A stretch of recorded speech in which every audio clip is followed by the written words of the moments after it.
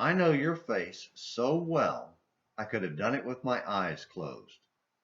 At the end of Groundhog Day, Phil Connors finally learned his lesson and found love that saw someone else for who she was rather than for what he wanted.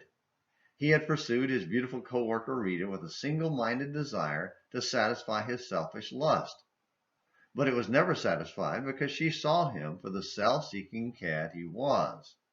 Day after day, he repeated and refined his efforts to acquire her as his until finally he quit seeking her for himself. When he gave up himself and truly loved her for who she was rather than what he wanted to use her for, the endless repetition of Groundhog Day came to a close. Coming to love her so gave him the ability to carve a perfect image of her face in an ice sculpture. He could have done it with his eyes closed. Today is Sunday, the Lord's Day, as it is appropriately called by many, Revelation 1 verse 10. For many believers, it will be a struggle to get up, get ready, and get to church. Perhaps it's been a long week of repetitive days at work, and there are so many things to be done at home, and the weekend is so short. Or perhaps other things seem more attractive, more appealing than joining with the congregation to worship God. It is opening Sunday for the NFL after all. May I suggest that it's a struggle because, unlike King David, we want God for ourselves, not for himself.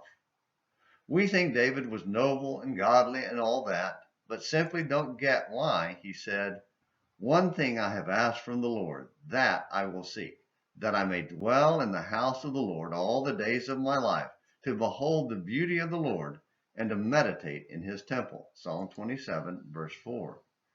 Yes, there is the benefit of protection from his enemies, but David praises God instead of his deliverance. Psalm 27, verses 5 and 6. He went on to add, "Your face, O Lord, I shall seek." Psalm 27, verse 8. David wanted to see God for God's sake. He had seen God's face, metaphorically, not literally, so much that he could have drawn it with his eyes closed. In fact, reading through the Psalms shows us God's face as seen by David. Is going to church difficult for you? Is it your Sunday's struggle? If so, then learn this. It's not about you and what you want. It's about God and what he wants.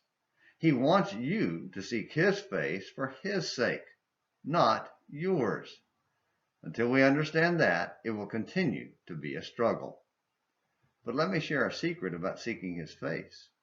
When you do, he will bless you beyond your comprehension.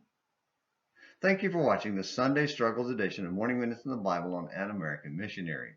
Until next time, this is James McClenny hoping you have a great day.